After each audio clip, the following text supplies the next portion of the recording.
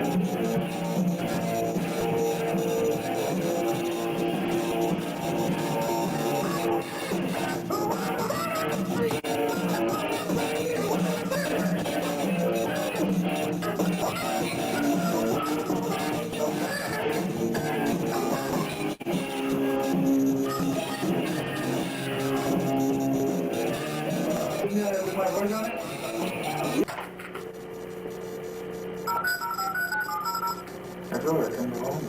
we're calling the local number to connect to the computer. The computer will then connect us to a network. And from that network we can access virtually anything.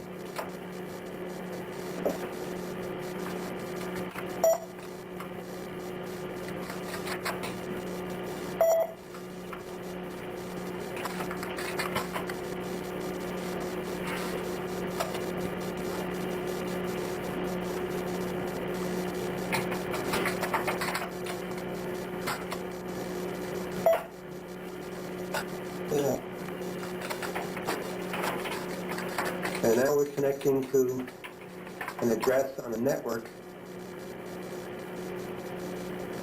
And that address will, the Defense Data Network Information Center. And this particular machine, on the TOPS 20, will tell us the location of other machines. And now we're at a Whois prompt.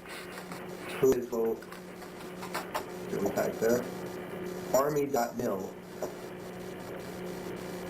Okay, this will give us a list of Army computers. And this is just a list. It's just a list of Army computers. Nothing more. And anybody can see this.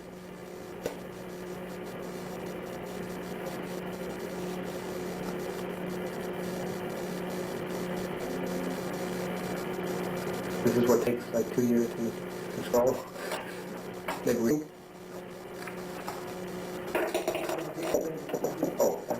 Here's a list of Army military computers and their respective addresses.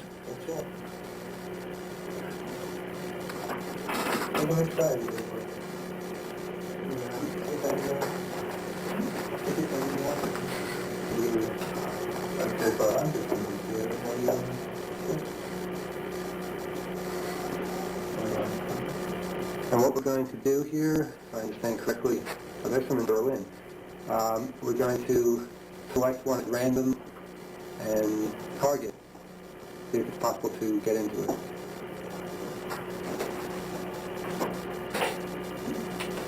Okay, okay, now, you select the machine, and that machine is called tracer.army.mil, and what you're doing now is telnetting to it, which means you're connecting to it, and it's now going to ask us to log in. Okay, and you're trying a guest account.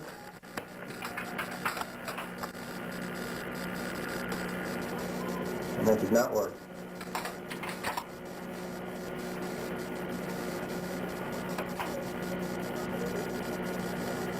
Okay, these default passwords? Yeah, Default passwords, okay. they're available most of the time. And how often do these work? The guest password works pretty often. Also the sync, but it only syncs the machine. It writes the data, which is in buffers to the... These aren't very often privileged accounts, are they? And, you can't really do too much in them. No, but it gives you a way to get into a system. Once you're in, you... Get your foot in the door, you can take it from there. Alright. Anything else works? Okay, you got kicked off the machine because, I guess, too many tries.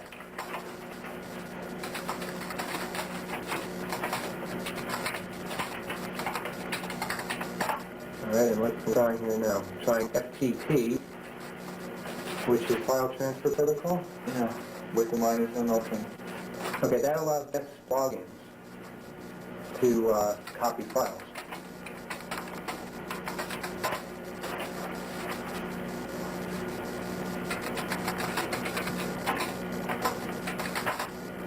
Okay, now what is this here that can't drive? Now we switch to the working directory of the root, which is a super user of the machine with all the power. And the FTP software we use now has a bug. So the information of the super user is written to your record, your current record, so you get super user powers. So you're saying with this particular trick, you can actually become a super user, which means control the entire system and be able to see anything. Yes, you can. Okay, so we're going to see if this works.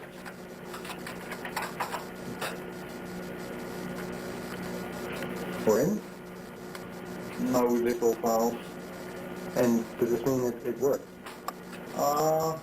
You can really see if it works if you can get a file which is owned by root. Just the plain fact that you can see it doesn't say that you can Okay, so access it. let's pick one of those files and see if we actually have access to it.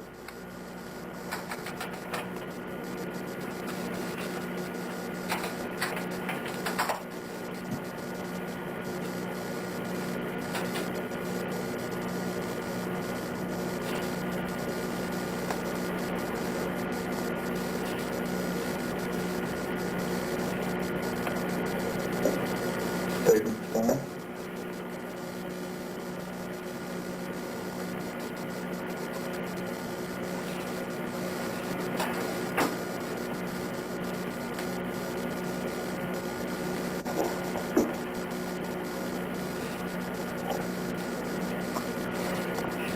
It is taking its time. We're still doing? No. Okay, got something there. Grab the file, right? Now can you read that? We now go back to the local system to see if the file, we received the file, if we can read it. Okay, it looks like, is that a password account? There were this, but maybe to do list? Well, it's a list of people on that system. But basically it means that we were able to obtain complete access to the system. So we now have complete control over the Tracer military system. One way we could check that is to take a password file and write it back, change it and write it back.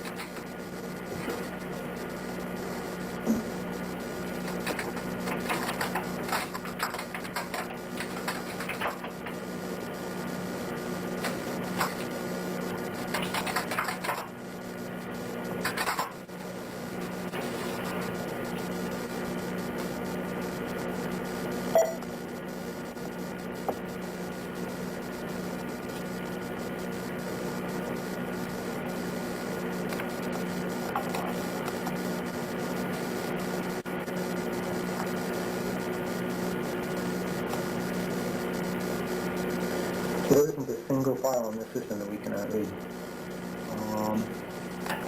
I guess so. All right, let's try something.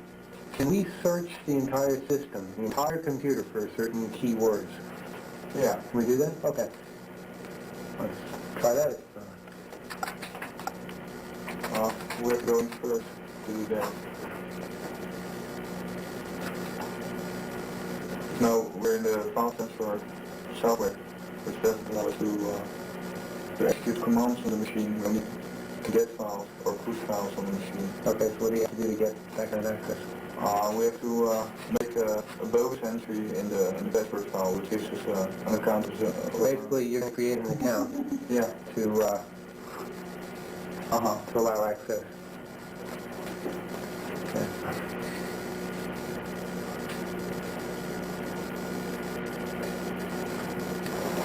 Okay, now,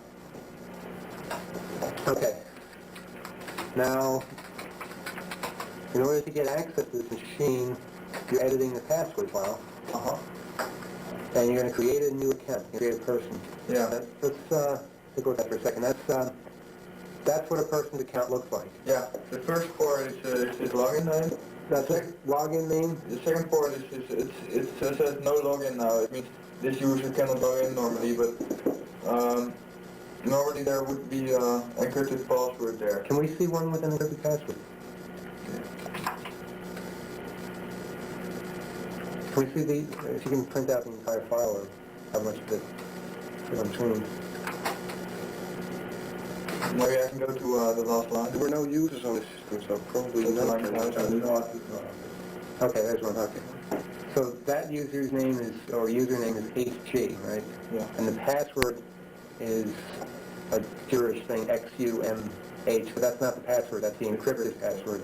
Okay. And what you're going to do is create a line like that, insert that into the password file, and then that will exist, that will allow you to access the system with full privileges. Yeah. Okay. Have you decided on a name? Let's say DQuail. DL, so Dan Quail. Okay. One could say that. One could say that.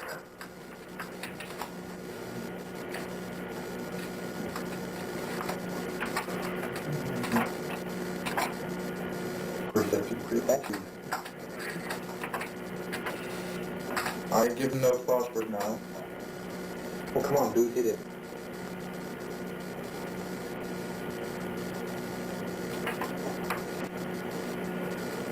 Nothing, anything on the screen. No, it isn't visible until I hit return due to some noise works. Okay. Yeah, this call is going through all sorts of different networks, and some of them will not say what they have seen you type before you say turn. That makes it also difficult to type things, I can imagine, so you can't see what you're typing. Well, I guess you could write a program for it, or learn to type line.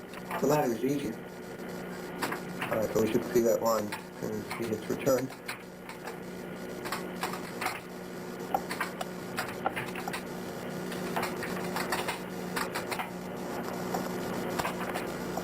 Okay, there it is. An account DQuail. Now, the two colons next to each other indicate that there is no password. In other words, the password would be between those two colons. All right. What's the significance of the other numbers? The third number is a username. The user number, it has to be unique. So you pick 452 because the last one was 451. Uh-huh. All right. And the fourth one is the group the user belongs to. Group 76. Uh-huh. All right. Well, here you see how difficult it is to type. Quill doesn't. It should be Quill Dan.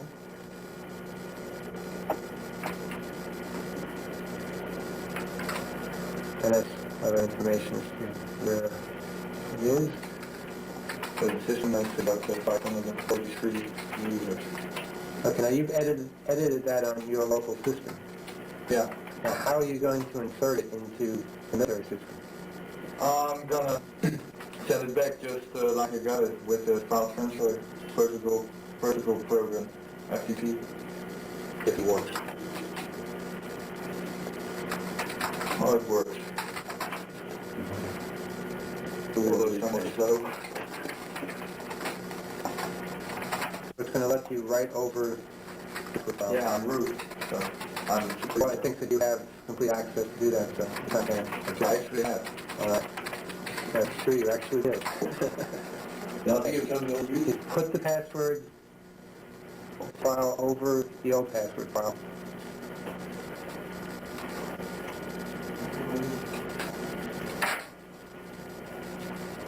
All right, so it's completed, but you're still not in as Dan Quail. Are you going to try to log in? Yeah, I'm gonna See use it. the Telnet program. Okay. Connect back to the system using Telnet. All right, Calling the system. and now try to log in as Dan Quail, and if it accepts that, then you have full control of the system, and you created a new user. That's right. And you probably annoyed the Vice President of the United States, too, but that's something else.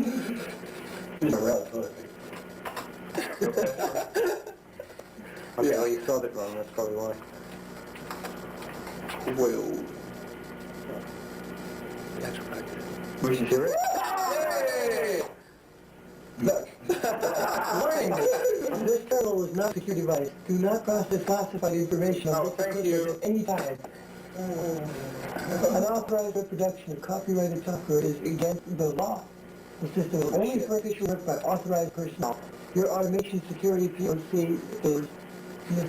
Donna Scanlon, extension 3617. Give her a call. I think she, yeah. No, that's my girlfriend. Can you get them back here? No, you should shut up. He says that's hard, because the camera's running. But did you not? Turn the camera off. If I understand this correctly, what happened was the computer was logged into as root, and instantly something happened just now, and you got that warning that said this terminal is not a secure device, and then you got, did you get thrown off the system? No, but I lost my root, my super user privileges. Okay, because it saw something was wrong. It saw that The terminal should be a real local terminal in the building, not a remote terminal through a network. so because that is the only way secure. you could be super user then would be if you were inside the building. You're not supposed to be able to be super user from where we are now. Yeah. So that's what it caught. It gave us the little pen sign for a second, and then said, wait a minute, something's wrong here, and flashed warning on the screen. Okay. Now, does that mean our quest here is at an end, and there's nothing more that can be done? We can make another user with root privileges, and with the SU command, switch to that user, and then we have root privileges. So in other words, the ball game isn't over yet. No. All right. From the beginning. And you're going to do that Dan Quill again? I'll make another one.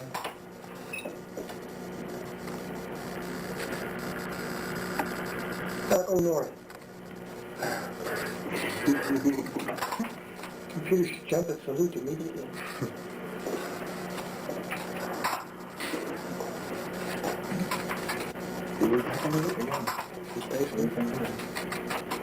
Anything.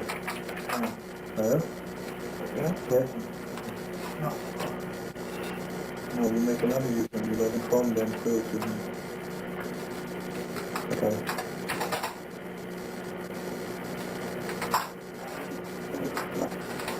So how are we going to call this guy? B. Simpson. No, I make it Thor. It's the other way around with root. The word root backwards. Yeah. Okay.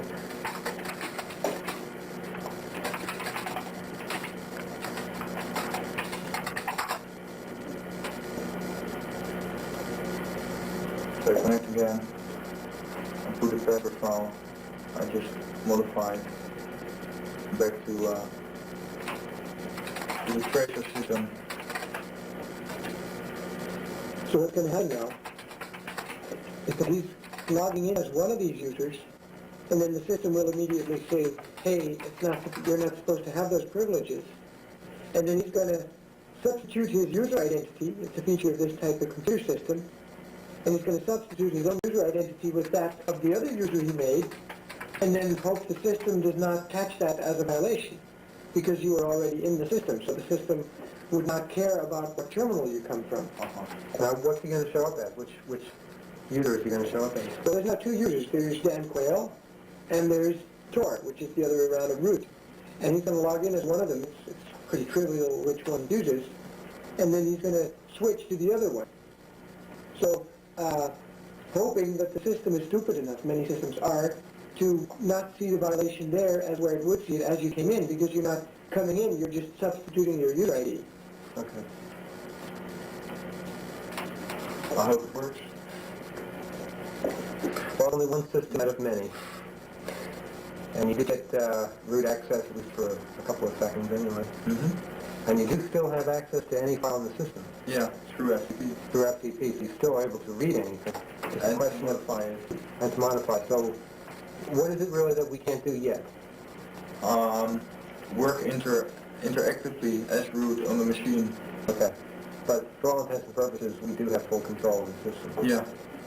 It's a Dus little om awkward te now. kijken en shell opstart vanuit die FTP-toestand. No, this should look Dan zit je ook, ja. Okay, so you've modified the password file again, and that new account is there. Yeah. Okay, it just got sent over.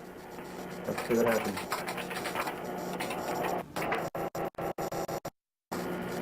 So now I tell it again to the tracer system. You know how Dan Quayle. I log in as a Dan Quill. Okay, logging in as Dan Quayle in the Army system here. And there's still no password on Dan Quayle, is that No. right? Right.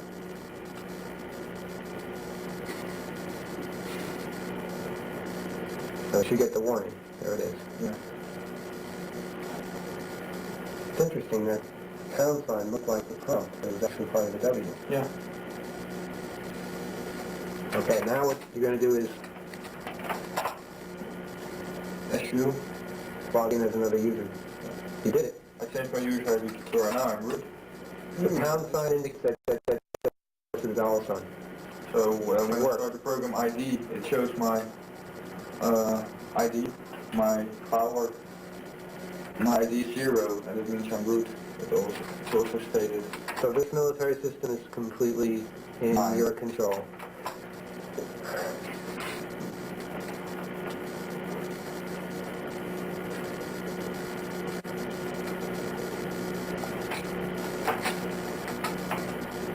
What are you going to do now? I didn't see directories. I'm just going to look around in some directories.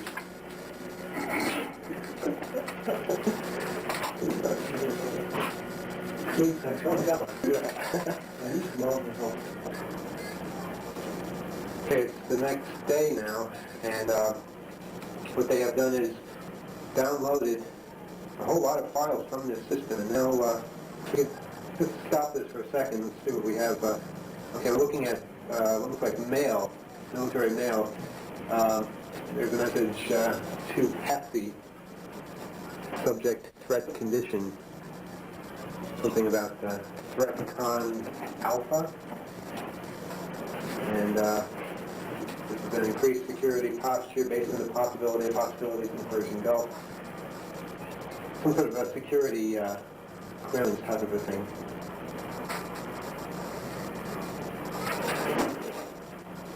I'm a counterterrorism officer.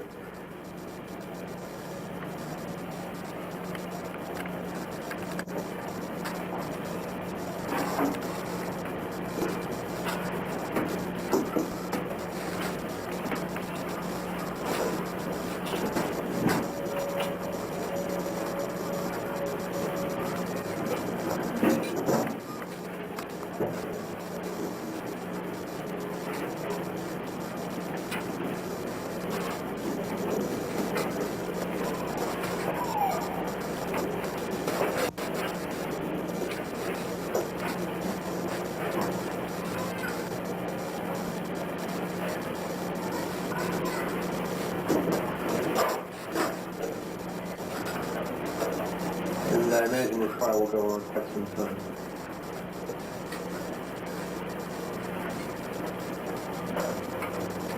And this is only one of many files.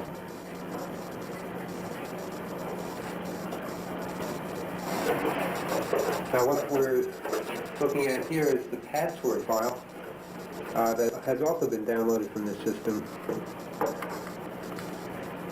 which is also quite long.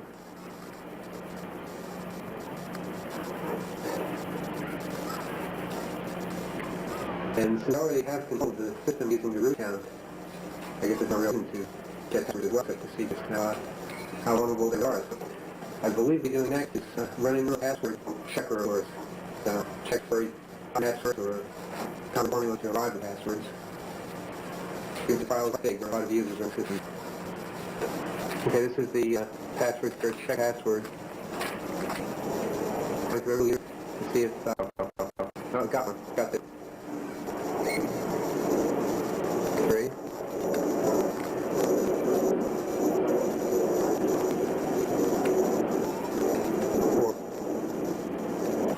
Okay, we have a few screens with that password. And as you can see, most of them use their username as their password. Take it here. The first one's at the bottom, the username used his username backwards, which someone thought was really clever at the time, but obviously not quite enough. Probably not the same system they were looking at last week. This is another password file, another system. So, by no means is it confined to one system.